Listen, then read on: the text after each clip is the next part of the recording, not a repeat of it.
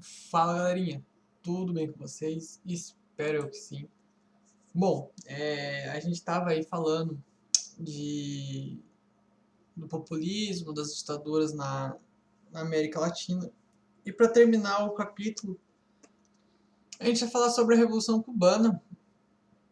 É, eu vou passar aqui algumas informações nessa videoaula de hoje, que fica registrado para vocês, é uma maneira mais fácil de vocês acessarem isso. E daí, nas aulas ao vivo dessa semana, a gente corrige as atividades nas aulas ao vivo, ok? Bom, então, para começar aí, falar sobre isso, né? A Revolução Cubana, ela vai ocorrer aí, em 1959, né? Quando a gente está falando de um contexto de Guerra Fria, um mundo pós-Segunda Guerra Mundial. A crise dos mísseis também tem interferência nisso daí, então a gente vai entender tudo o que aconteceu aí nesse período e nessa Revolução Cubana e por que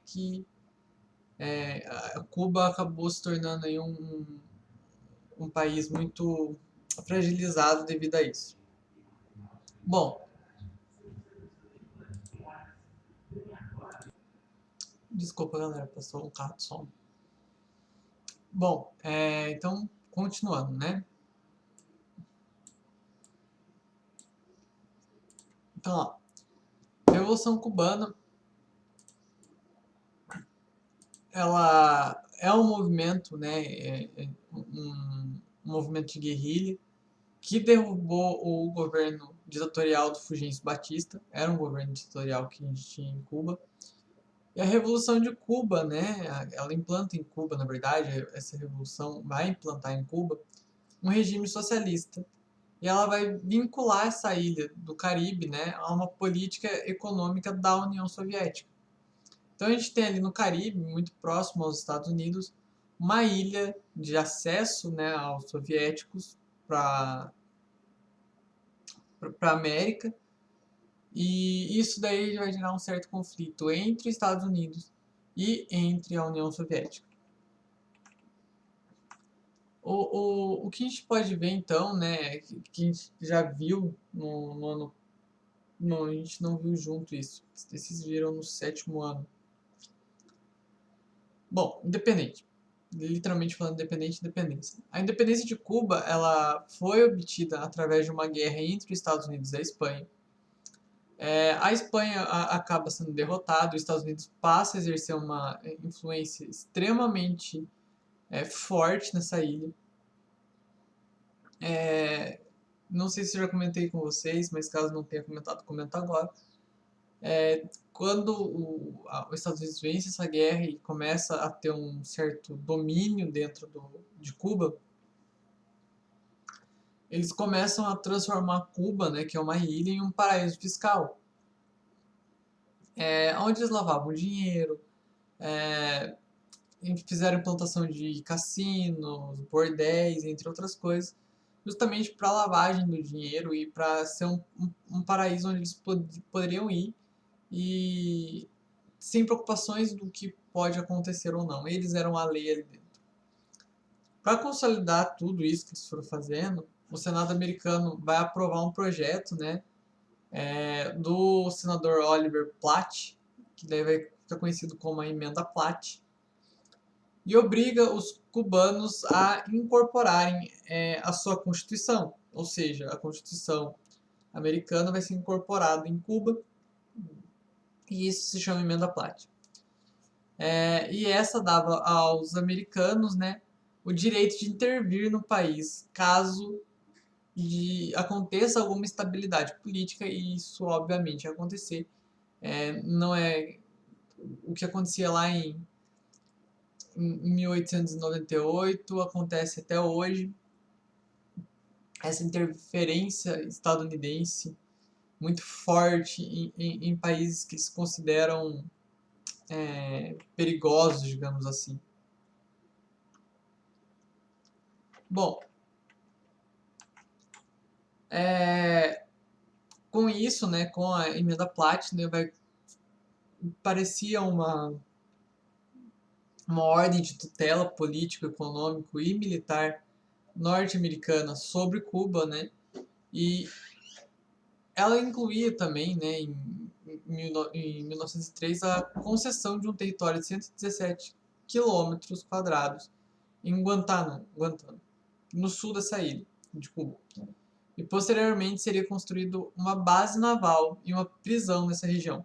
Então, além de tudo, eles constroem uma base naval para controlar toda essa área, né? E também uma prisão.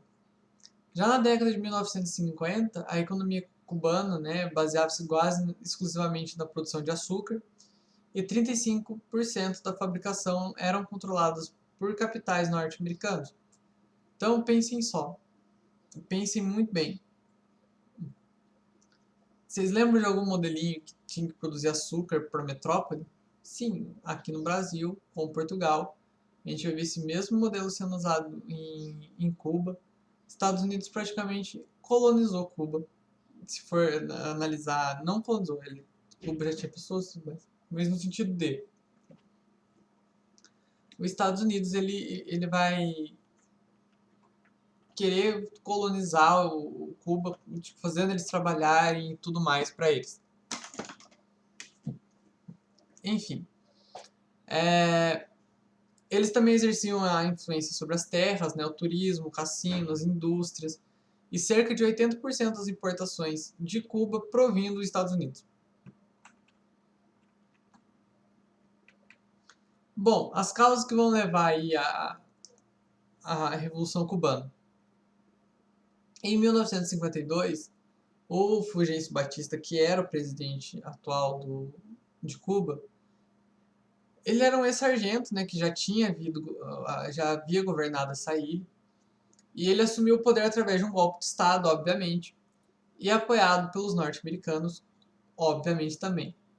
E ele vai instalar ali um regime bem corrupto e violento. E aí que entra o clímax das coisas. Lembra que os Estados Unidos já estava fazendo isso em toda a América Latina? Ali em Cuba não seria diferente, ainda mais que muito próximo aos Estados Unidos. Bom, em julho de 1953, sob a liderança de um carinha chamado Fidel Castro, que por sinal também era advogado, os setores democráticos, né, vão se unir contra a influência americana e contra o governo americano, não, perdão, contra a influência norte-americana e do Fulgêncio Batista. E com o intuito de derrotar eles, eles vão se lançar, né, num ataque suicida contra o quartel de Moncada, lá em Santiago, em Cuba. Vencida, né, essa ação revolucionária, o Fidel é preso e foi mandado para prisão, obviamente, e ele saiu de lá 2 anos depois, onde ele vai se exilar no México. E do México, o Fidel ele vai organizar um grupo de guerrilheiros, né, com o apoio de um dos revolucionários mais famosos da história, que é o Ernesto Che Guevara, o Camilo Cienfuegos e do seu irmão Raul, e de outros muitos voluntários ali que se juntaram à causa do Fidel Castro. O Che Guevara ele é um nome muito importante nesse período aí da Revolução Cubana.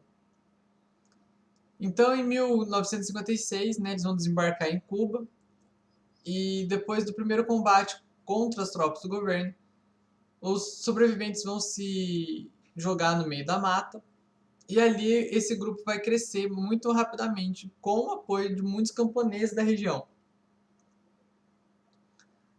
As ideias então do Fidel Castro até então eram as de um democrata nacionalista em formação liberal, né? E somente mais tarde vai abraçar esse marxismo. Então, no começo, o Fidel tinha ideias muito liberais, mas depois ele abraça o marxismo por considerar uma coisa mais viável para eles, visto de toda a tragédia que foi o liberalismo americano ali dentro. Pessoal, tem muita coisa ainda pra gente continuar, mas a gente continua na próxima aula. E é isso, beleza? Até!